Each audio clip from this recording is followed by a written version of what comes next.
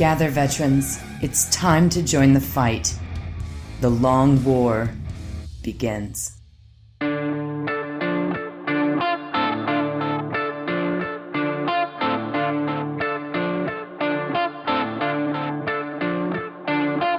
This is The Long War. I'm Rob Baer, and joining me once again are my partners in crime, Kenny Boucher and Wyatt Turk. What's up, guys? Yo, dog, great to be here. Yo, what's up? Did you guys hear what they did to Star Wars? I heard that they ruined What it. do they do now? They Ruined. They ruined it when there's this weird alien who shot a Romulan disruptor and hung solo. No. And he has supernatural ability to dodge lasers at close proximity. That was you man. just destroyed it. Just stop. I don't do that to you about Star Trek. Okay. Yeah, it's because Star Trek is good and I mean, there's unimpeachable. literally nothing you can criticize about Star Trek, so How much time do we have? Rob is malding right now. have you seen The Orville? It's like the greatest show I've ever seen. I do like the Orville. I think that's The Orville is done hilarious right. because it was, because obviously if you watch Family Guy, you can see that Seth MacFarlane, he makes fun of Star Wars. Like, he's not like a Star Wars guy. He's a Star Trek guy. And he pitched like several times to the studios that he wanted to do a Star Trek show. They said no, so he did The Orville, which is a spoof. So it's all jokey as hell first two seasons, but it's like kind of progressively gets less jokey, right? And we're talking scene for scene, next gen, like cutaways, things that they couldn't do, like transporters and technologies, copyrights and trademarks. But like this new season, it's not that jokey. Interesting. It's like basically the best Star Trek show on TV right now. Well, wow. I just watched the new show, Strange New Worlds, and that one was surprisingly good. It felt like legit. So like the OG. Yeah, it felt like legit. It was like the best Star Trek I'd seen since Next Generation. Like, I was like, this is good. Like, this is. My mom is Star Trek. fanatical about that, so I'll have to give it a try. It's so Supposedly the next or the last season of Picard it'll have all the old TNG folks are coming back to blow it out. I thought Picard was so bad. I didn't even watch the second season. Well, I think it's only going 3 seasons. Yuck. Sorry, Rob, I derailed you. So what did they do to Star Wars? No, I was just joking. They made it 'Cause I canon was- that Han Solo has faster than light instant transmission abilities. Is Han Solo a Saiyan? He's literally Goku. Yeah, obviously. Yeah, only if he's in a starship. How do if we scale Han Solo, literally, if you scale Han Solo, if you take the proximity of that laser blaster to his face and you scale his reaction time to something else in the universe, like how far the Death Star was to Alderaan and it shot that laser and then correlate it to how fast TIE fighters move, I bet you discover something like he moves, 4 quadrillion or reacts 4 quadrillion to the 10th power of the speed of light. Yeah. I don't know. But Trust you. I mean, Yeah, that was Jedi's block laser bolts all the time, but like they're always like wildly going around them that they're hitting for no reason with their sword. You know what I mean? Like Han Solo's like point blank range. He just moved his head, calculated the minimum distance required to not get killed. Like that's straight mastery of like the martial arts of space ninjas. He's got Ultra Instinct, dude. He died. Oh my God, Yeah. Han Solo, Ultra Instinct, final form. Dude. there it is. Okay. Joke time. Let's roll. This is our Peabody segment right here. This is Cave of Wonders. We're going to roll out and touch nothing but the lamp with Wyatt Turk. Would you rather wake up every day and eat 3 raw onions? Or first thing out of bed, wake up, have to hold a plank for 30 minutes? Let's hold a plank. It's a type of workout you can't do, so you're going to have to eat the onions. Yeah, you get on the ground and you put your arms on the ground like this on your elbows and forearms, and then you get on your toes and like you hold your body straight in the air. You're like in a push-up position without extending your arms, but you're still using the correct core muscles. Maybe I need to do more of those. 30 minutes is extreme, though. I mean, What happens if I can't hold the plank for 30 minutes? Do I just go to the Shadow Realm? Yeah. Oof. Do I have any training time? No. See, then you have to eat the onions. There's no way around it. I can't do a fucking 30-minute plank, dog. I just assume I'm eating onions because What kind of onions? I don't know. Onions. Can I There's pick? more than sure. But they have to be like, they can't be tiny onions. No, I get it. They can't be green onions like Quail was trying to game. Okay. Yeah. Vidalia onion. White onion. I think I can stomach that. 3 of those. Yeah, I can stomach that. I can eat it. I don't know if I could stomach it. I will though. definitely ruin my perfect shit streak that I've been having. Wait, it doesn't matter if you throw it up, right?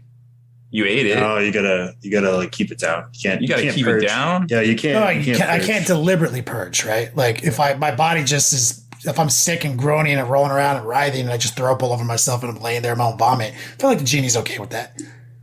No. No, he's not okay with that. See, I like Disflux's punishment better. If you can't hold the plank, you get butt spiders on muscle failure. That's actually okay. So I'm not just banished. So that's my training regimen. No butt spiders. Butt No butt spiders. spiders. No butt spiders. There And if you I go. can't hold the onion down, butt spiders. Yes. But how long are the butt spiders going to last? Until I clean the puke up, or Like all day. all day? All day Daily- butt spiders. It's a daily punishment. Whoa. All Can day you butt live on spiders. eating onions? Like, is there an onion diet? Probably. Because if I'm going to eat 3 for breakfast, I might as well Isn't just keep it going. Isn't that what they did in that one book about digging holes? Like they just survived on onions and like spring water for like months in the desert. Isn't the book called Holes? There's a movie. Wait, wasn't about that a Disney movie? Yeah. There, it's like it's got like Shia LaBeouf when he was a little kid. Yeah. Yeah, he goes to like a juvie thing and they're out in the desert and they try to run away and he's like stuck in the desert because they try to escape. I don't Okay, remember the plot of Holes, but then they eat a lot of the onions. plot of holes is they survived on a onion diet and got jacked. What? So yeah, I pick onions, Vidalia onions. I might mix it up though. You know, I might do some yellow onions here and there if I want some more zest, or red onions every now and then if I want it to be like a salad feeling. But I think I can make this into a new diet, new trend. If I'm going to eat 3 onions like right out the gate every day, I'm gonna blog about it, Doug. At least I'm gonna make it a thing. I'm gonna get real skinny though, for sure. Wonder diet. Yeah, I'm doing the all onion diet. Yikes. I don't know. I'll probably do onions too. I don't feel like they'd be that bothersome. Somebody look it up. How jacked do you have to be to do a 30-minute plank? Like, what fitness level is that? So There's levels like over 9,000. Like, could you do a 30-minute plank when you're in the army? When you're all like fit?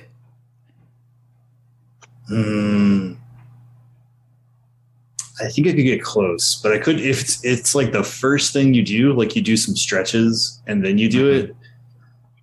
So, maybe like, on a good day. So, in shape army guy would struggle to do a 30-minute plank. Yeah. Rob will never achieve a 30-minute plank. You got to do onions, Rob. Yeah, I figured I'd do onions just regardless. They're gluten free. God bless. Yeah, you need a fitness level over 9,000. The chat confirms. So it forces you to eat onions. Well, there's worse things in life. But if you were going to achieve that fitness level, butthole spiders being your punishment every time you Pretty fail good motivator. would get you there pretty quick. Yeah. Good one, Rob. When I read this, I thought of that. Was it I forget who did it, but remember that sketch where they were like, "Yeah, our fitness plan is we just like send these actors out to pretend they're going to murder you." Yes, what was it? You know which one I'm talking Yes. about? Where it's like, yeah, we'll like kidnap your kid, and then your maternal instincts will kick in, and you'll just run like 5 miles to keep up with the van, and they never know that it's going to happen. It's like completely impromptu every time. Yeah, I think you showed it to me. Like, it's fucking ridiculous. Butthole spiders would beat all of that. Okay. So we got our joke out of the way. We had solid after hours clickbait special. If you guys want to go back and check out our bonus content, we talked about the new Space Wolf 30k wolf helmet scandal, and opinions are polarized. And I think that there is an article on Spiky Bits about him. No. The article is not polarized. It's just a straight up article. You just wrote an article. Oh, about the helmets are out? Yeah, if you want to see the helmets, you haven't seen them. Rob puts up all the helmets side by side, so you can make your own decision. Oh, yeah. I'm just advertising our Patreon page. You're listening to the podcast. We did a whole hour pregame show already. There were jokes. There was a bolter. There was an MTV crib segment. Still here somewhere. We got to see a tour of Rob's house. No, we did? Yeah. What'd y'all think? I think it's pretty cool. Needs more cats. Always. Every house needs more cats. But Deer. having said all that, look, check out our Patreon page if you want to see that content. But we have several topics today. I think this is actually going to be one of our more prepared shows, despite, news cycles. So Rob will take us on our normal news segment where he's a professional and he reads from a piece of paper that totally has words on it that he printed off and it's not a prop. We're going to talk about MCP. We're going to talk about the new Daemon Rumors, and Wyatt has this incredible discussion that he hatched earlier today on our Tactics show about bringing Elo to Warhammer 40k and how it could be implemented, which brings up other cool topics that have been discussed in this chat even today. So stay tuned. Those are your table of contents. Rob. So I see who it is in chat. Somebody's saying we should talk about the ranking system for 40k that it came out recently, and I have some hot takes on that. Oh, okay. Yeah, the War Games ranking. So I don't know. I feel like they did what they advertised. Like they kind of pitched it as like an AP poll on players, and AP polls are not like pure statistical rankings. I feel like there's a little bit of sus stuff in there, like the fact that one of their council has a red card from a recent event, but their bylaws say that like if one of the players they recommend has a red card, they'll get voted off. So I'm like, a little lack of integrity out the gate, but I don't mind it. It's like something they want to do, so let them have fun with it. Yeah, and I think that at the end of the day is what it's going to be. Y'all might not remember that thing that came out many years ago called Rankings HQ, where another arbitrary group of folks tried to do the same arbitrary thing. And, unless you have the policies and the procedures in place and the folks, to do it, and, it's an established pattern, potentially a business, I suppose, in a lot of ways, it doesn't go anywhere. Ranking HQ, Torn to Fire. Yeah, Torn to Fire. That was, man, what a train wreck. Yeah. I mean, the way that I look at it is they have this idea. They're trying to do something cool with it. Yeah, and that's cool. Like if you want to boil it down to a popularity contest, then like fine, whatever. But they're just trying to do a fun thing. Let them have fun with it. I literally don't care. So it doesn't hurt me in any way. Not gonna be upset about something that I don't care about. The secret to everything, not just in this hobby, is to do it consistently. That's how you grow things. That's how you do things. That's how you maintain things. And as long as you do that, it's fine. And if you're having fun with it, that's great. Even better if you're having fun with it. But I don't even know what you guys are talking about. So the website's called War Games Ranking, right? So there's a new. Is that a yes, Rob? Did I get that right? I believe so. Yeah. So there's a new website that's in the vein of Rankings HQ used to be. Right. Fire. Yeah, they're trying to do like an associated poll or Associated Press poll of 40k players. So it's not who has the number one rank in the ITC. Oh, it's kind of like putting tiers on players. Yeah, it's it's like the NCAA AP poll, right? That's literally all it is. What did you say the name was? I think it's War Games ranking. War Games ranking or War Games rankings. I don't remember. I mean, I can't even like find it in Google. Like that's. I saw it on like that's already a red flag for me. The frontline was it frontline gaming community or was it Comp 40k? I can't remember. Just Flux. He says it sounds like 40k hot or not. Sort of is. Yeah, that's swipe awesome. Left, swipe right. It's just it's I read it and I was like, okay, some people were like really butthurt about it for some reason. Like literally, why? It's like why? So that URL doesn't exist. Oh, so let me explain something. I just literally Googled those two search terms and could not find this website. That's already a huge red flag. So it's so unoptimized already. Let me take a look at this. Results are published. You discussed. I mean, it just seems like it's a a passion gimmick project. to run a new website, and then there'll be ads on it. Don't worry. I mean, maybe it'll go somewhere. Maybe it won't. That's like I said. Like I don't care.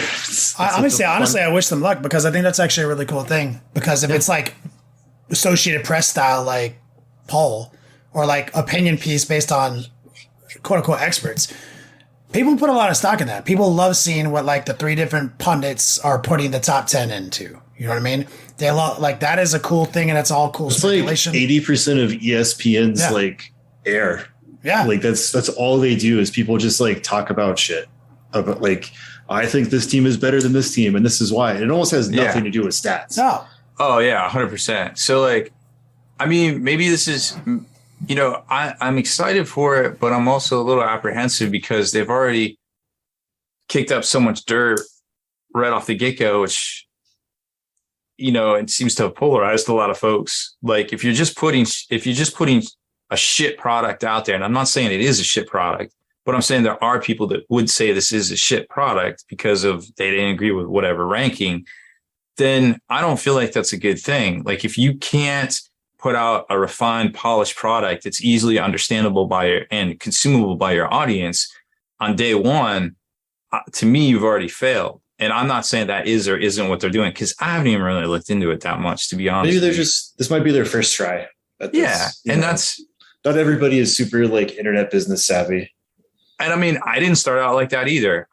My very first article was, I'm going to hobby on my orcs, dog. Yeah, like, on a Blogspot.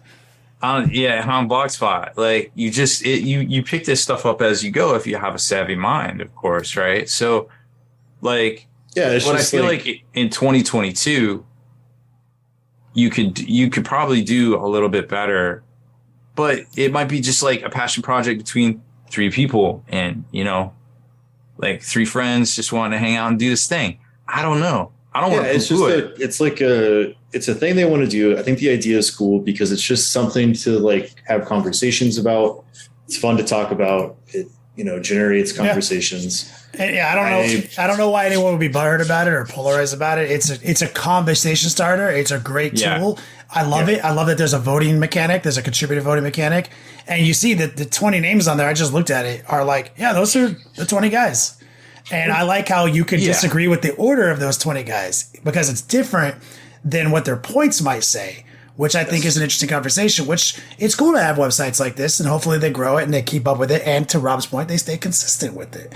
That's the number one piece of advice I have for these folks is just be consistent with it. They said their first update is going to come. Our next rankings in October. I'm like, I don't feel like that's a good call, but that's not me and that's not what I'm doing. So anyways, cool. Let's get into some real actual news here that doesn't pertain to opinion type stuff. No opinions then for the next 15 minutes. Yep. I will not give you my opinion about anything for at least 15 minutes. I feel like I just lied. So there was some spicy 10th edition rumors out there that were traced to a couple different sources, but one set I felt like was worded a little bit more consistent and more clear than the other. So I wanted to mention that one for sure. And I'm just Rob, were they objectively spicy or subjectively spicy? That's opinion territory right there. That is true. I need just the facts. Can you credential yourself first before? No. Wow. Okay. Do you have the credentials to call something spicy? Yes. Do you have a refined palate?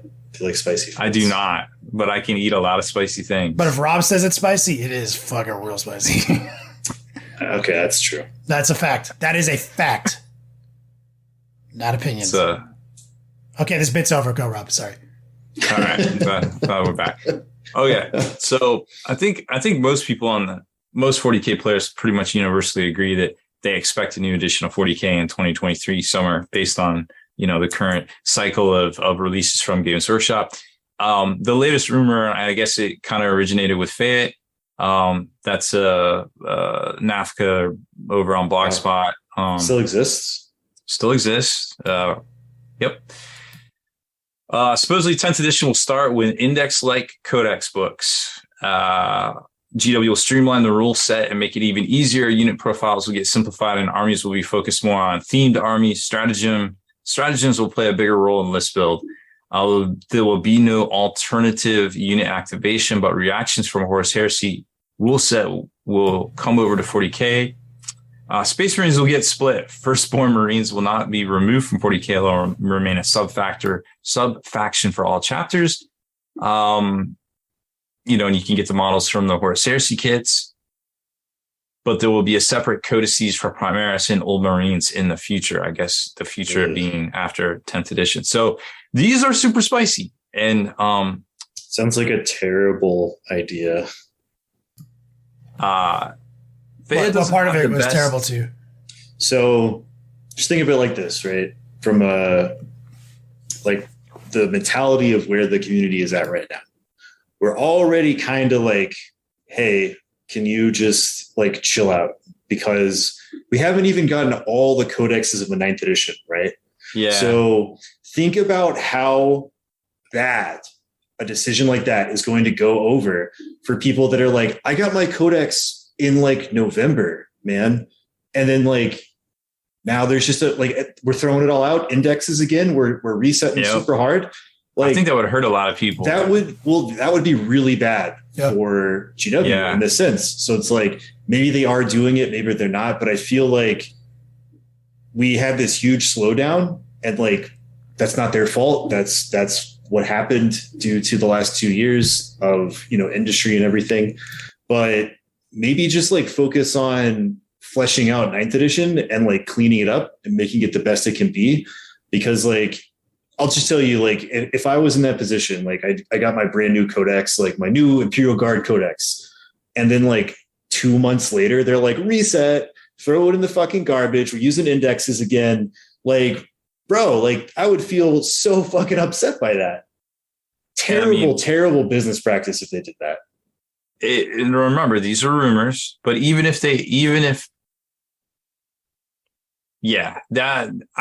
I can't really defend if that does happen. I can't really defend that. Yeah, I don't see. Same with demons. I mean, demons supposedly is on deck. Yeah, the new Votan guard.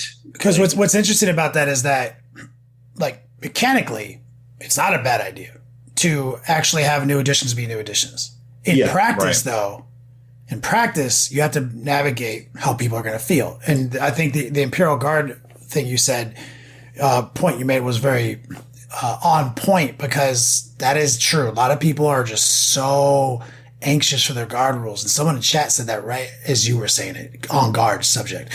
Yeah. That is not a good way to establish goodwill with your consumer base, and that would not go over well. Though, mechanically, I have no problems with additions being new every time, but you're right. That's not a great trend to set. And I would also say, to Rob's point, remember, these are rumors.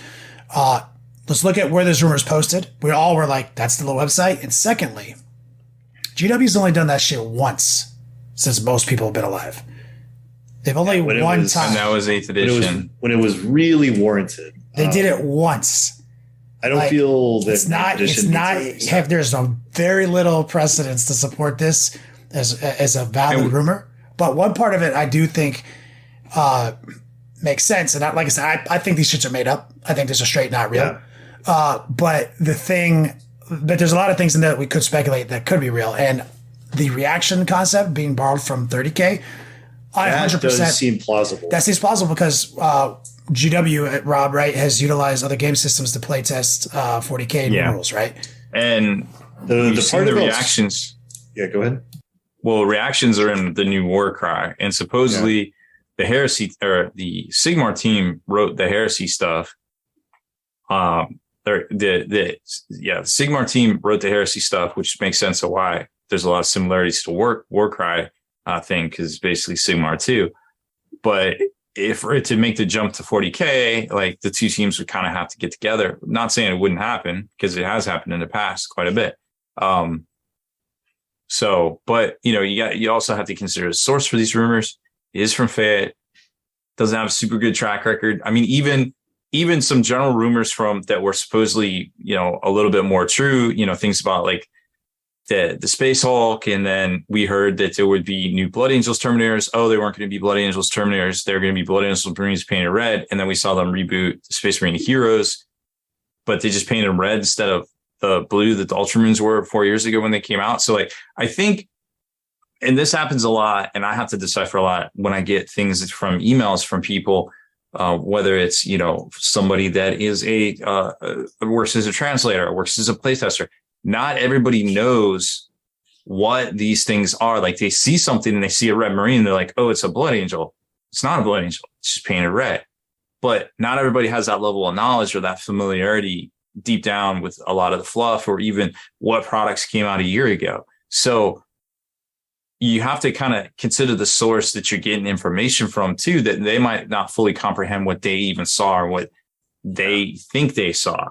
The idea of having stratagems come back to be like really pivotal also seems really sus, because the thing with 9th edition is the community has spoken in that, stratagems are a good idea, but there was way too much reliance on them in the past, and they were too strong, and people built lists around them for the wombo combos and all that kind of shit. And that was Fugabazi's. And we put our foot down and we were like, no, have them be an extension of your army, but not what you build the army around. And that's what 9th edition is, and seems to be working pretty good. So taking that step backward into something that has already been proven that the community doesn't want seems not a thing, especially with Games Workshop being like more in touch with what the community wants.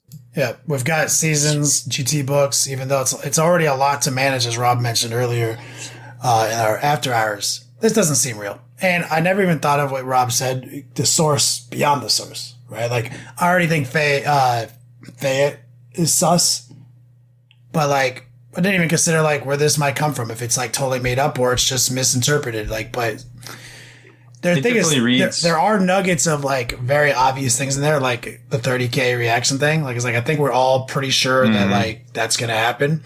So it's like, oh, this is real because I thought of that too.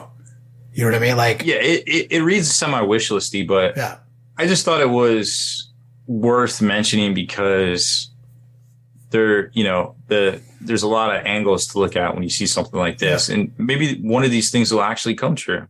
And that'd be cool to see, I suppose. I agree with KR in chat. Like, I could see strats going away before they get more pivotal. Yeah. Like, yeah, I could see that too. Like, because that's the opposite of, as Wyatt mentioned, what the community has wanted, and GW already delivered on. So why would you hustle backwards? And a different set of rumors said that that Epic would be coming back for Horus Heresy again. Wait, Faye said that? No, it was a different source. Okay, but they keep making these doo-doo decisions, man. Like, so stop making stuff Horus Heresy, because people don't want Epic to play like Space Marines versus Space Marines. They want all of the stuff from the old Epic. So it was like Eldar and Orcs and Tyranids and Chaos and like all that shit. Well, plus, I mean, even if it was just Space Marines, it would be like Rhinos and Legions of Dudes and Flyers and things, which, Titanicus and AI, Aeronautical Imperialis, are the same scale. They're basically quarter scale 40K. Yeah. So you could take, it didn't do well because people were like, we wanted Titanicus where it has like all the stuff, you like your audience and Biotitans and all that shit. It's a big mistake people make is when you split your own market. Yeah. Like when you force your own fucking like supporters, the people who keep you in business, to pick from your own shit in lieu of your other own shit. Like, we have this incredible deep lore Yeah, it's like people want Battlefleet Gothic. Are they going to bring back Battlefleet Gothic? I love Horus Epic, Heresy ships, and like that'd be terrible. I would love to see Epic back in the game, which is like what I thought Titanicus was going to be. But like, I want all of this shit, man. Like it's, whatever. I can't even right now. No, I agree. But even that statement that could have been some coming from a source that saw the new Aeronautical Imperialis book that said it was for Horus Heresy, specifically. So it's got just Marines versus Marines in there. Or perhaps that was the test bed for this new system of Epic. It's really hard to say at this point. We don't have enough information, but you kind of got to consider the source and stuff too. So two different independent sources are saying that they would hard reset it and go back to indexes and kind of redo the rules. And then one is saying that there would be a return to Epic, which I'm all for the return to Epic personally, because I like playing on a larger scale. I would say with less also models. yes, but if it's just Marines on Marines, I could not care less. Yep, I could see that too. So they need to have orcs. They got to have Eldar. They got to have Tyranids. Mm-hmm. We did see the supposedly a plastic Sikaran tank for Horus Heresy got sold on eBay, and somebody bought it and put it together, put out some pictures of it next to the resin ones. It looks like it sizes up pretty well, and you can even use the Forge World resin turrets as well, which is super dope. If you have some of those, and because they'll probably come out with multiple versions of the plastic kit, just like they're doing with the Leviathan. Unfortunately, I did get a hold of Leviathan, unboxed it, built it. It's up on YouTube right now if you want to check that out, like how to magnetize it and such, so you can put the guns on it when they do come out. And I was really impressed with the model. I think they did a good job with it. The design and everything is very, very nice, tight tolerances and really good.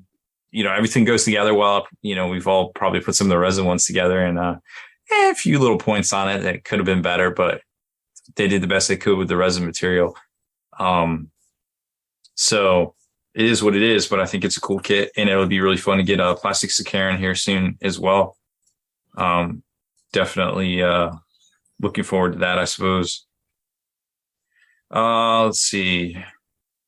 What else do we have to talk about? If you remember a game system called HeroScape, back in the day, it was those little kind of plastic, PVC plastic hexes, and you could play with all sorts of different. I think they had a Marvel set, a sci-fi set, and they had all sorts of stuff. And it was just, it was basically like tabletop wargaming without a clear set of rules. You just kind of built the boards up. They announced it, Hasbro announced today at Gen Con that would be coming back, and they actually had a huge display all set up for people to check out too, which I didn't realize. I thought in the video it looked more like you could paint them, but it doesn't look like that's going to be the case. It's going to be a finished product as well. So what's that? So that makes sense for Gen Con. Yeah. I mean, great board game style. Mm-hmm. Great rollout at Gen Con for sure. So I'm sure a lot of people are going to be very excited about that. I guess that was majority of what I had to talk about. I did want to talk about Marvel Crisis Protocol real quick. Next week, there's actually some releases coming out that are on pre-order right now. The Winter Guard stuff, the Crimson Dynamo and Dark Star and Red Guardian Ursa Major will be coming out. They're $39.99 each.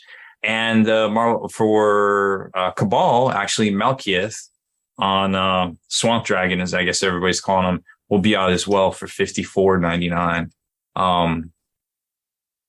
And he looks pretty spicy. There's a lot of people are already taking Malekith in their list on Tabletop Simulator, and Tabletop Simulator is doing an interesting thing like that. The meta, so to speak, for Marvel Crisis Protocol. It's kind of interesting because they do these seasons of tournaments, and they're held kind of regionally. Like there's a Europe region, there's a East Coast, there's a West Coast, there's I think they call it Oceania. which is like, Pacific, like Australian stuff. And that basically anything that's been, I believe, previewed is legal. Like if we've seen all the cards and we've seen all the rules, you can play with that. Yeah, that's generally how it works on those in that scene is if the company has shown both sides of a card, you can play it. Yeah.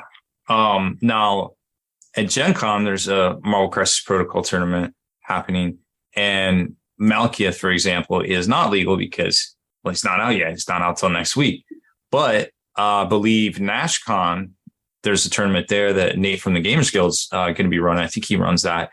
And that Malekith will be legal. So it's very similar to, what we see in 40K and stuff. But it's interesting that you'll see a lot of stuff even before it's released being played on Tabletop Simulator. And another cool thing about Tabletop Simulator is it's usually 8 games, and then they do a cut, and then it works its way up from the cut. I don't know all the particulars, but and then they have a final game. And the last 2 seasons ago, the final game went for like 5 hours, which is really long for Marvel Crisis because it's just 2 dudes playing and everybody else is watching. It's not like you're at the Rio and it is being streamed live, but it's not like, everybody's kind of standing there and then they got to get out of the hotel and, clean up and stuff. So they both agreed ahead of time, and it wasn't a big deal. It was more of a big deal to everybody watching because it was 5 hours. But what's cool about this is that we'll call it season, you can change your list up. You're like, you know what? I didn't like the way a couple of these guys were running, sideboard. Or I don't like how any of this is running. Completely throw away it all, bring something new completely back in and ride it out. Is there like a limited amount of times you can do that? What's the protocol? It's only at the middle. So there's like 4, a moment. I see. Yeah, there's 8 games, and it's only after game 4 you can sub out, I think as they call it. Which is kind of an interesting concept to me because, and you can listen to the podcast and, people giving their reasons why they're going to switch, or, the meta people weren't quite bringing what they were bringing, or, I think, the one guy, Morgan Reed in Oceania, he's done very well in all of the seasons, to be honest. And a lot of these guys are former X-Wing players too. And so they're nothing new to the manufacturers and the concepts of the game. So they're not like kind of newbies, so to speak. Just because they're playing, MCP, they're still those X-Wing players are hardcore. They used to be very hardcore. It's real competitive, hardcore.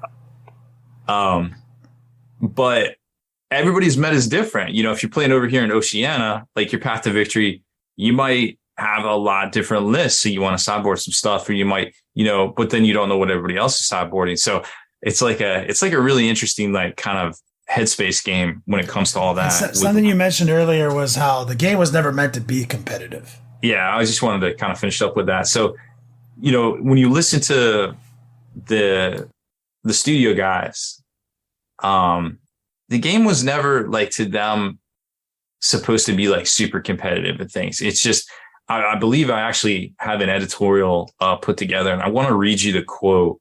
I think I can find it here, of where, and if you haven't watched any of the Atomic Mass Games mini extravaganzas where they talk very passionately, like you have the artists, you have the 3D render guys, the concept guys, the business guys, the gameplay guys, that I don't necessarily the playtest guys, but the rules development guys, and then the head of studio, all there.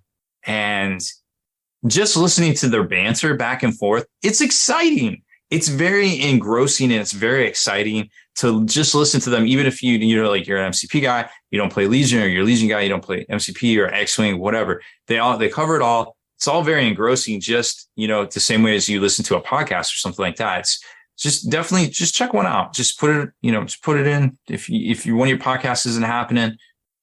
This was a direct quote that they said.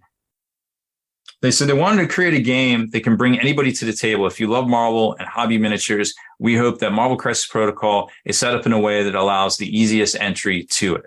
That's like basically their mission statement, right? Like, we just want it to be dope. You can just, all these guys that you might have read the comic books, you just put them on the table and have fun. Well, it's more like we're a miniature company and we have one of the most exciting IPs licensed now. So we want to draw every human on Earth who's hype on Marvel right now into our miniature game. So we promise you that anyone at any level of this hobby has a place here. It's kind of like they're assuring you, like, hey, even though you might not know about miniatures, trust me, this is fine, dude. You'll be all right. Yep. That's how I read between the lines on that. Yeah, I think it's a good system. And if, you're looking for something a little different to play while things kind of sort themselves out with some of the GW properties, give it a look. Give it a listen. You might like it. But all this other stuff you talked about is how the community made it competitive. Well, in a lot of ways. I mean, the tabletop simulator basically evolved out of, the game came out in November 2019. We all know what happened a couple of months later, so there really wasn't a lot of face-to-face play for, a year and a half for this game. So this is a direct result of that. And it's still going, because all these dudes, that's their thing. And that they've made all these friendships across the world. And it's dope. That's typically what happens with almost any type of game, is that you have like the initial stuff where people get into it and you're like, oh, this is fun, and they'll treat it like superhero beat 'em up and, whatever. But as time goes on, those people that keep playing it, they're either going to drop that game or they're going to look to have like more challenge in that game. Right. If you're playing, Dark Souls, right? Like your first time, it might be a struggle, but if you play Dark Souls 50 times, then you have to like increase the difficulty to make it fun still, or else you're just, strolling through it. So I see your analogy is spot on. So that therefore it must get competitive. We must discover who the best is. We must put the best people in the same room together. Like that's just a natural progression. Mm-hmm. And that makes sense. And so at some point, I expect in all game systems, regardless of the mission statement, when that starts to inevitably occur, for them to say, okay, this is where we're at now. Let's support that. Yeah, and I think eventually I might get to that, but I don't think we're there quite there yet. Although they are setting up all their worlds, events and things for next year, so maybe we are there. But I have more fun just pushing dudes around the table and throwing cards, painting them up, and getting your little notebooks all set up with all your little game aids. I mean, I don't know how your AIDS game's looking, but mine's pretty strong. Very strong. Well said. I have nothing for that. There's also some rumors out there, some rumors for the old Chaos Demons that I hear Wyatt's very hype about. Old demons. Yeah. Old. Super excited. Got a handful of things. Some changes to some of the psychic trees. Things like Treasonous Niche is going to have an entirely new purpose.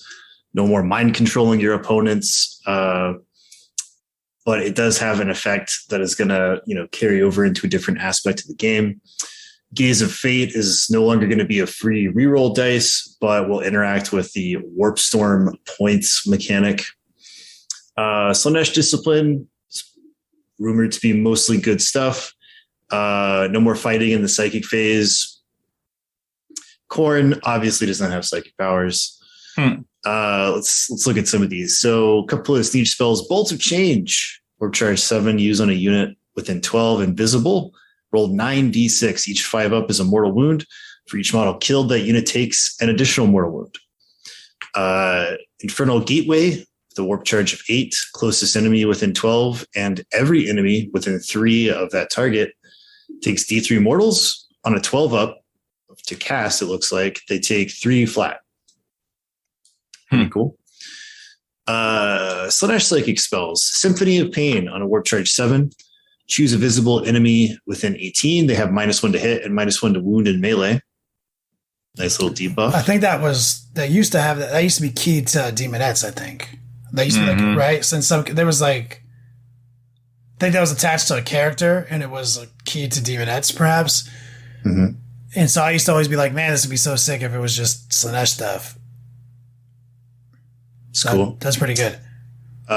Hysterical Frenzy, Warp Charge 7. Slanesh Core unit with an 18 gets +1 attack and exploding 6s in melee. Pretty solid. With some Nurgle spells, Nurgle's Rot, Warp Charge 7, roll 2d6 for each enemy unit within 6 inches. If you beat their toughness, they take D3 mortal wounds. If you double their toughness, they take D6 instead. For every unit, Yep. you roll 1 dice. If you beat their toughness, D3 mortal wounds? Yeah. Not bad. Miasma of Pestilence, Warp Charge 8, pick an enemy unit with an 18. It cannot perform actions. Oh. The actions it is currently performing fail, and it loses OBSEC. Jeez. That is a spicy spell. That's why it's Warp Charge 8. That's a good one. Above average. That's it. That's all I got. Yeah, I don't even. I think even Prescience is Warp Charge 7. I'm always like, okay, we'll see. Warp Charge 8's hard. Yeah. Like, that's intense. I'm pretty happy about that, man. Demons are near and dear to me. I love them. Something I've always been disappointed with being a demon player historically is the lack of uniformity. Which, so I like aesthetically, I don't know if you guys experienced this, like a demon army aesthetically kind of just doesn't flow visually. It's like all over the place because you're pulling from. Mm-hmm. So one thing I'm wondering with the new demons is whether or not they're going to make it to where they want you to have like all of the same thing. Are they going to drive us into which they incentivized us in the current codex to have the Loki, right? So they gave us a reason to do that, right? A really cool incentivization, but we didn't lose anything not doing it, right? Mm-hmm. You just gained a thing, and that thing, while powerful, is not like some army-wide buff. It's a buff that you have to like get near a character to access, and it's a good buff, right? So with all codexes going the way of, plague companies or, cabals or legions, whatever, there's going to be some element of that here as applied to the demons, right? That's just how these codexes are. That's the trend. And so I'm curious to see how that is applied to demons. What constitutes a demon horde? For example, say they're called hordes of chaos. Like this particular horde of chaos, says you can only have corn keyword, perhaps. Right? Mm-hmm. So I'm curious to see how we're going to see the modern mechanic applied, because I'm certain it will be, and that will probably give us our Legion skew, just like our Chaos Codex. And so certainly there will be all sorts of incentivization to not be all of the same alliance, but also there should be something to be of the same alliance, like the 4 core alliances. So, or maybe that's what we call it, Demon Alliance. Mm-hmm. I'm curious myself. I think it's going to be interesting. Demons are hard army historically to play. They usually require more models than you want. So exciting. And I'm also painting a Bellicor right now, so I'm very in the demon mindset. So, and anybody who's listening to this podcast for the first time, I think we're on day 7 tomorrow. Painting Bellicor. And when I say day 7, what I'm saying is that we're about to begin our 14 that's still a pretty hefty time of actual painting time. Yeah. So it's spread out, right? And so when I'm doing a single piece like this, it's not uncommon for it to take 20, 30 hours, as we break it down in real time as we're doing it. So Bellicor might be the sickest model in the game. Now that I physically have spent time with him, touched him, I've touched him everywhere. Like physically, there's not a spot on that man's body my fingers have not touched. Wow. And that is a beautiful fucking kit. Like it is top tier genius kit. The way it goes together, its details, it is like got the detail game on point, but that paintability is strong, right? And so when I look at this Bellicor, because I've had it sitting on my desk since my birthday, it was given to me by a viewer. I don't know, just say Jeff. Finally opened it, put my hand right when this new Angron model he's dropping, right? So like I guess I got the demon like energy flowing, right? So I'm like, I'm gonna pull that Be'lakor out because this Angron. If Angron is like just as good as Be'lakor, like to build and to touch, you're talking about the best model ever, dog. Like I'm not gonna lie. Yeah, I already kind of. Are you fucking kidding me, mentioned man? that in the post. I was like, this may be one of the best models they've ever made. Like Be'lakor is so fucking sick, and again, I'll be doing that if you listen to the show and you listen to this on your drive to work and it's Friday and you make it home by 2 p.m. Pacific Standard Time. Jump in there. I'll show you what we're working on. It's also our anniversary month on Twitch. 6 years on Twitch. Ooh, Oh wow! nice. Which is kind of a big deal because that means this is our 12th year. October is our 12th year anniversary is Next Level Painting. But that means we've officially now, for as many years, have been dedicated to education as we spent doing commissions at the beginning, which informed our education model. So every day past this month means we spent more time educating. So if you want to see how we're going to finish Be'lakor's wings off tomorrow, show up. And demons are the fucking awesome shit. And Angron is the greatest model I've ever seen, and I can't wait to fucking paint him. Tight. You can see Angron's dick from outer space. Like, This is true. like I'm certain. Demons aside, let's move into our meat and potato section. Rob, great job on the news. Thanks, And you Dad. also gave us a solid segue as you talked about Marvel Crisis Protocol and some of the trials and tribulations of a game company just making a game, right? Making a game, and then it Two gets cats. competitive. Yeah. As Cats White out in said, the town. the inevitable end game is we seek more challenge. We've been playing Warhammer 40k now as a culture for what, 30 years? Like, Oh, yeah. we Yeah. have passed that point many years ago. And to my point earlier, which is like at some point the game company has to say, you know what, even though our core tenets are, you know, we're making a competitive game, just something that anyone can enjoy. Well, at some point when everyone's playing it competitively because we've been playing it for 30 years and we want that challenge, you have to support us. And GW does. Okay? They support us in our balance updates, our new GT books, our new seasonal books that you don't even have to fucking look at. Like, I've got 2 students who are playing in fucking Crusade Leagues right now. They don't even know what the fucking Nephilim Warzone book is. Nice. Like, I'm asking them all these questions, helping them build this list. I'm like, oh, you guys don't even care about that shit. It doesn't even exist to you. You know what I mean? So, we are supported. Okay? Now, here's something else.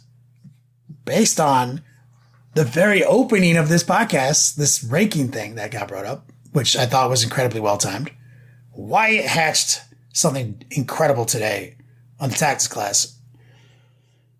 He talked about bringing Elo into Warhammer 40k, which is not a new concept, but walk us through your version. So it's definitely not like my idea or anything. It's an idea that's been floated around. I was kind of thinking about it today, you know, shower thoughts, that kind of thing.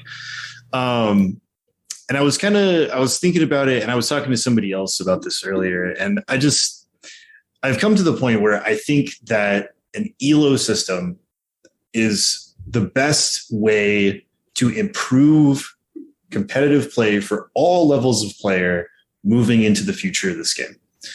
And so what I mean by that is right now we have the ITC system, which has been working, right? And so it's been going good, but it's not that tight in some ways, right? It's relatively easy for people to go to a tournament and not get into a feels bad situation because of a bad player to player interaction, but just a feels bad because of the way that pairings work currently, right? We do like the Swiss comp pairings, we have battle points, strength of schedule, whatever it might be. And I was thinking about this, and I just think that ELO is the best way moving forward. So conceptualize it like this, right? So everybody has an ELO rating, and just like in other competitive games, your matchmaking is based on your ELO. And that works great for like random matches when you're just trying to play some, you know, Call of Duty or Halo or whatever it might be. But in competitive Warhammer, we have like a tournament. So we have a set pool of people, and we have these pairings that we need to do, and you go through win-loss and all that kind of stuff. So in my hypothetical world moving forward, at a higher level, let's just say majors, because you kind of need to have like so many number of tables. You divide the number of tables. So if you have 100 tables, you take like 70 of those tables, which would be 140 tickets, right? You sell 140 tickets as the open. That's the open event. And to be in the open, you have to be below a certain ELO rating. Let's just hypothetically say 1200, right? So if you are 1199 and lower, you can play in the open. And that way, that is the anybody's welcome and low ELO playing. So it is more likely that your average player who likes going to tournaments to like hang out and do all this stuff, not necessarily because they think they can win the tournament or be like hyper meta competitive, but they enjoy the competition, they enjoy the camaraderie, that sort of thing. You are more likely to play people at your level, which leads to a more fair, friendly competition. And then you take those other 30 tables, so about 60 tickets or so, and you make that like the invitational or some other relative term, right? So to be in that bracket, you have to have an ELO of 1200 or higher. And so that way you take out this thing of like, well, I don't enjoy going to a tournament and then getting paired into a top 50 ITC player round one and getting decimated. Like that doesn't feel good, right? And then also on the like kind of stats thing that everybody likes talking about, it creates a more accurate, like, who's the best? That's honestly, that'd be my number one prerogative is like, This is about competition. This is about establishing the best. And so you can't say people are the best when they play three people with an ELO score of in the dumpster, like to get, and then to just submarine their way into the top bracket. So though that has been the culture, and that's still hard to do. Like obviously going undefeated regardless. Like I don't do it that often, but you get way more accurate high level competitions, right? So let's just so even though you're trying not to use terms that make people feel like less than, minors, majors. Yeah. What is a minor league team's job? It's to cultivate talent. Yes, to go eventually to the majors, right? And so that's what the second purpose of these opens is, right? Just like chess tournaments and things like that, you go to, do your best, try to gain ELO. So if you do really well in a couple of tournaments, you'll gain ELO, you'll rank up. And then if you feel that you belong in the higher division, then, work towards it because you gotta earn it, right? And then at the same time, there are a couple of negative connotations to ELO based upon systems in video games, right? Because you can lose ELO in video games. And so it kind of like people have said, like, I don't want to do ELO because it can lead to the system where like somebody can get a high ELO and then they're actually afraid to compete for fear of losing ELO. And that's not good, right? So in this system for 40K, just because it's very different, I would say that unless you are already competing in the higher division, then you just don't lose ELO. If you just get dumpstered a few times, right? Like that happens. You have a bad day. Maybe like the codex balance is like really out of whack or something like that. Whatever it might be. Not every game is a ranked match. Yeah, exactly. You can play chess without having ELO on the line. Oh, that's true. Yeah. Like that's a part of this.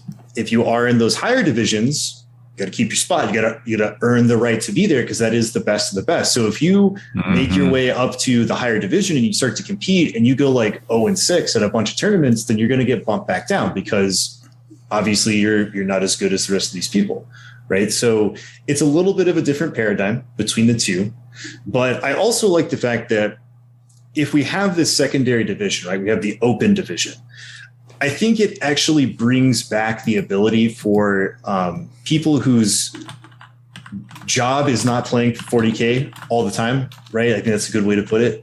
It lets them have that chance to actually compete and win at tournaments. Because right now we're in this system where we're just chasing points and you're like, well, you have these people that are top ITC guys.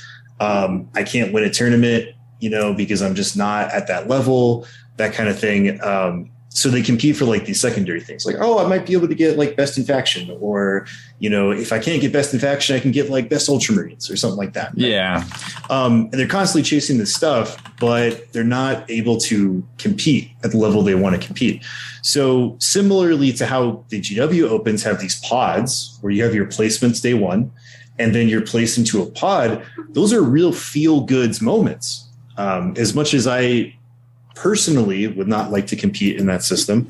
I recognize the value of like, okay, well, I went 2-2 on day one.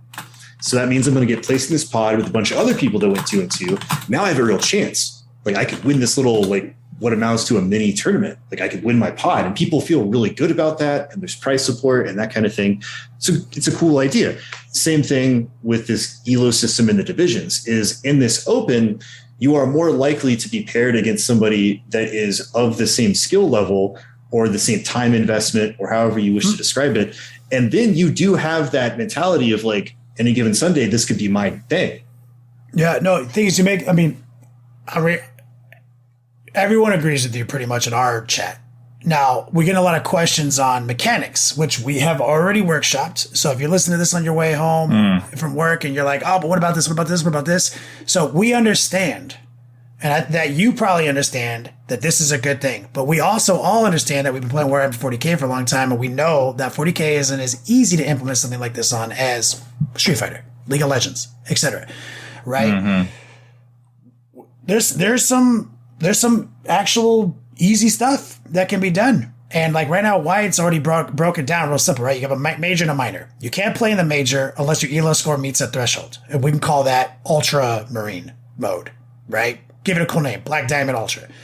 Minimum to play in the fucking major. Now the minor is literally ELO scores 0 to that threshold. So that's why it's an open, right? It's an open. Now, a lot of people know that, like, what about the granulation of the scores? Like, how do you get score without only participating in events? Because, like, on Street Fighter, I can grind out my rank daily, right?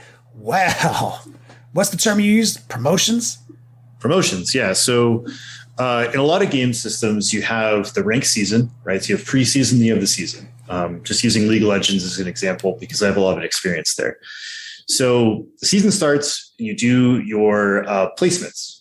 So you do a series of games, and then based on your performance, you get placed into a rank. And yes, I know League of Legends is a team game and 40k is a single game, but we're just using structures here. So let's just say Kenny does relatively well and he gets placed in like Silver 3, right? So that is your ELO rating. You're in that rank. So at that point, you start playing ranked games against similarly skilled people. And the better you do, the more ELO you gain. And if you don't do so hot, you lose ELO and you can get bumped out, right? So we're getting rid of the losing ELO in this division because that's two feels bads. So you're trying to gain your ELO, right? And then you get to a certain point where you've hit a ELO threshold and you want to rank up. So that's where you do your promotional games and you do another series of games. And if you do best like 3 out of 4 or whatever, you move up to a rank. Like you move from gold, silver 2 to silver 1 to gold 5, so on and so forth, up to as far as you can get, right? Right. And so this concept of like, imagine a world where now your local game store, which struggles to run tournaments, right? They're trying to get people together, right? They're trying to do these things. Has a whole different angle now. Like, break that down. Say again? Break down the new angle like a local game store has for running events. Oh, right. Yeah. So playing into that, right, we have our RTTs. And so we would, in this system, want things like RTTs and local level GTs to be the places where you kind of build up your ELO to get into larger events or just gain it overall in the same way that we try to gain points in the ITC right now. But RTTs aren't necessarily the best place because a lot of people use RTTs as like beginner format. So we talked to a guy at Lone Star, and he already does this with his gaming group up in Colorado, where they just have like an organized play night every night where they have a couple of moderators and people just show up. And, you kind of have to know your community. But if we had ELO rating, that would be taken care of. Where it's like you just pair 2 people looking for a game that are of similar skill level, and everybody gets a game in, and everybody skips that whole thing of like trying to forge this social contract of what style of game they want to play, right? So the moderator just knows like people in group A want to play comp practice, people in Group B just want to fuck around and do like casual stuff, right? And so it's all taken care of. But when Kenny and I were talking about this tactics class, like he came up with a great way to utilize a similar like Friday night 40K thing to factor into this ELO system. It's Kenny's muted. It's I'm professional. So I work with a lot of guys, a lot of promos over the last billion years. Okay. Big question we get asked is how do you get something started? The second you have to organize shit, have tables, have blocks of time. It gets really hard to actually get people to consistently show up. But what if instead it was just like, hey, ELO promotion every third Thursdays? And that's a BCP thing. So this would have to integrate, this is a ranking system, right? So you're basically in the app. And you're like, okay, I'm looking for 1200s. 1200s, writing them down on the chalkboard. 1100s, okay. And it's that's a official, super laid back casual, because you don't need, it's not like a full tournament. It's literally, you can play as many games as you want, right? If I'm trying to rank up my ELO because this fucking GT I want to go to says I need a 1200, I need to fucking play people who are also trying to rank up. And I'm going to walk in there and I'll be like, I'm looking for some 1100s. And this is all official. We tell the TO and he's like, got it, go play your game. Right. And we do. And we're trying to rank up. And so instead of us farming RTTs and trying to do all this stuff, we're literally doing official ELO stuff. And I might win that game and get the rank I need. I'm like, all right, I'm out. Right. I might lose and get crack addiction. It's like, yo, best of 3 motherfuckers. So then it allows for the social contract and the customization that exists in our game. Let's say me and Wyatt are both at that pivotal moment, because there's got to be a cap. First off, you can't just farm infinite double black star ultra mega. You gotta play 2 other different people in between before you play somebody else. Because part of the exactly you can only do that in the big leagues, right? But if me and Wyatt are both trying to break through to the cap, and I'm like, yo, I ain't gonna put it on the line against Wyatt for one game. Wyatt, I'm only down if it's best of 3. Yeah. And he says, okay. And then he says, but I go first once, you go first once. Or maybe he says we roll off, and if you go first the first game, I go first the second game, you go first the third game. We both get to pick one map, but the last one's randomized. You agree? I'm like, I'm in. Right? And then we go to the TO. But what if it's but it's a bad matchup? What are the rules on that? Because I can change my army between tournaments. It's like, okay, sideboards. Yep. I'll agree to that. 500-point sideboard, dog. Literally, we can do that. The TO's like, got it. They're doing a best of 3, and at the end of that, we're the only ones there playing 10 hours, because we're trying to get our cap, our ELO cap for this. And other people might just play 1 game, 2 games. They might just be sitting around having drinks. This could be happening everywhere in every fucking game store. It creates It's a great point, because it creates an environment where you don't have to attend every single tournament to maintain competition. Especially maybe you live in an area where holding a tournament just isn't viable. Maybe your local store only has 3 or 4 tables, something like that. And so the only way to do this is spread out throughout the week, where you schedule games with people. It's just that now these games are part of a organized play circuit, the same way that we have with RTTs, GTs, and majors in the ITC. And let me address this. Gaming this system, because somebody already mentioned in the chat. Yeah. There's a cap. Let's say the cap is 1,200, right? Okay. And let's say 1,200 is also the minimum to get into a super major rank. Exactly. So you can game it with your boys. You can all pretend to give each other wins and loses. You can cycle it around, so y'all 1,200s. You gamed yourself, son, because now you're in a 1,200 ELO and you can't play 40K. Yeah. So right now in the ITC, you have to have so many scores from a specific type of event. You can't just have 8 RTT scores where you're just crushing the 10 dudes who live in your small town, right? You have to go to a couple of GTs and majors to get those points. In the same way that this ELO system would work. Sure, you can get up to the cap, but you still have to have competed in the open division of a couple of GTs or higher to qualify that ELO, right? It's sort of like a stamp of approval on your ELO to make sure that you need to be there, because part of this division thing is that the higher elo is going to be a little bit more exclusive because, you have to, be able to hang to be there. Yeah, and this would be handled much the same capacity it's already being handled. If you're playing Warhammer 40k right now, you understand that we play ITC and we use the BCP app. Even Rogue Trader tournaments. That's how we play it. So this would have to be an official capacity, just like your RTT that uses BCP. This is on the app. This is so there's it would have to just be like a function. Yeah, this would have to be on the app. And so it's not like, hey, we're reporting the ELOs by email to somebody. This is happening with 1 degree of separation between you and the organization, who is somebody who has a TO account, who's this guy could be shady if he wants and let you guys all shade your scores out to a 1200 and you can go game yourself and then I'll get smacked back down to the minors if you want. But let people game shit. That's my favorite part about things. Let people go out there and game things. It's even more enticing, more exciting. Here's the best part. One of the dopest things about League of Legends is saying things like you're double platinum, you're diamond, whatever, you know what I mean? Having a fucking symbol, like a logo and a title that is a rank versus saying I'm top 200 ITC or I was best this. Literally, you're like, no. You need a identifiable the marketing behind that is so fucking enticing. So just as like a soft way to implement this, right? Because this is a pretty big change that we've been talking about, right? Like this is a whole new paradigm. But like a soft way to do this, it's really easy because we already have the tools in place, right? So in BCP, right now, there are tools to add more variables to matchmaking. One of which is if you're registered as the same team, you don't play each other on the first round, right? So it is a relatively simple thing to add in this deal where like the first 3 rounds of a tournament, you only play people within your same ELO.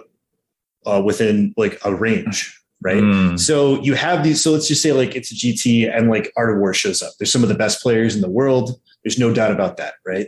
If they're rolling deep into a tournament, they're probably going to be a pretty good portion of like the top 10 or going into the top 8 cutoff, right? But they're not going to get to SEAL Club average Joes who only get to go to 3 tournaments a year. Right. So it takes that out. So now their wins are more legitimate, which adds to their reputation, which I think they would appreciate. And your average Joes are playing more fair games, so they're not getting dumpstered by somebody whose job is to play 40K, which creates a more fair and fun environment for all level of players at all levels of tournaments. The first comment I've ever read on this topic, because this topic is not new, guys. No. I'm excited for this next comment. It's not new. BCP, who is now partnered with Down Under Pairings, has mentioned to us we have a relationship with those guys. This is something that they plan on implementing. This is real life. Okay? So this will happen at some point, and they are obviously going through the trials and tribulations of figuring out how to implement that. This is the first time I even thought of this. Eric, from Twitch, I don't call people out too often on the podcast. Could I play myself out of the game? What if I go to tournaments and my elo is too high? That's happened in Magic. That's part of this division system, right? So this is kept track of just like ITC points. So anybody who has played even one game in the ITC, you can go to the Frontline website and look up your stats, right? It's all kept up there. So if you play in multiple tournaments, you just have like the biggest fucking ELO dick ever. It's going to be there for everybody to see. In which case, if you were to try to purchase a ticket for the lower division, that would be like against the player code. That's what I'm saying. What does he do now? Has he played himself out of the game? He can't no, he just plays in the higher so I division. can see this being the one argument. Or he plays in non-ranked stuff. Because if you don't have as much access, like if you have an insatiable desire to play 40K events constantly, and everything near you is under your ELO, you have absolutely played yourself out of your local meta, and you can now only play in ranked games at your ELO. So there is a possibility where that could occur to somebody, but I would say that it's probably a future problem to figure out and see how often it actually occurs, because somebody who is like questing for local tournaments is probably doesn't have the biggest dick ELO in the game anyway. So all that's that not where Nick said, Nalvani goes to get his ELO. You know what I mean? So all of our cool ideas, right? This divisional thing. And I recognize fully that the division thing is probably not ever going to happen unless it's a totally separate, like invitational style event. The more plausible thing is that they're going to add ELO as a matchmaking variable within the pairings app of every tournament, right? So that stat is next to your name when the algorithm goes through, when they set up round one pairings. That is when all of that gets taken care of. In which case, like if you are, big dick in your ELO, you're going to be like first seed for like every round, in which case, like you're going to be playing the guy who has the next highest ELO. Right. So, there's pros and cons to it. Sure. Like, our wish list is one day we live in a world where we can chase our ultra mega Zord, Black Death Stars. Yeah. I mean, like, I also recognize that we're talking about ELO this and ELO that, and maybe people listening have no idea what I'm talking about, but this is a tried and true matchmaking system that is basically everywhere in almost any video game you can think of, in things like chess and other table games like Magic the Gathering used it for a number of years. Yeah, it's tried and true. It doesn't stand for anything. It's a guy's name. Yeah, he's just the guy who created the way the system works, right? And sometimes you may not even see a number associated with this, right? Like the number itself is hidden, but you might have like a rank or a badge or something like that in a game where you are getting paired against people with similar skill. Or sometimes it's just like not even shown to you whatsoever, but you are still being paired based on your. But you realize the more you play the game, the harder it gets. Even though you're getting better, it's because the game is ELOing you up as you rank up. So it's a really cool idea. We went off on it like on the Tactics show today, and I'm glad we got to bring it to the podcast. I'm excited for seeing if one day this does come to fruition. Into the chat, like somebody's like, "Wait, ITC's doing this?" We know from conversations we have with BCP individuals, this is something that they are working on. That is the limit of our information. So they are aware of this, and they understand it's how important. Exactly. Yeah. And really it all boils back down to kind of like the core point of this whole discussion, which is that having a ranking system like this creates a more fair environment at all levels of play, which will lead to people just having more enjoyable games. I agree. Well, good show, guys. I think we covered it all. Shout out to our chat for kicking it with us and doing this live show. But I think it's time to shut it down. What do you think, Wyatt? Rob? So that's it for this one. For exclusive content, early access videos, and more, head on over to thelongwar.net and become a veteran of the Long War today.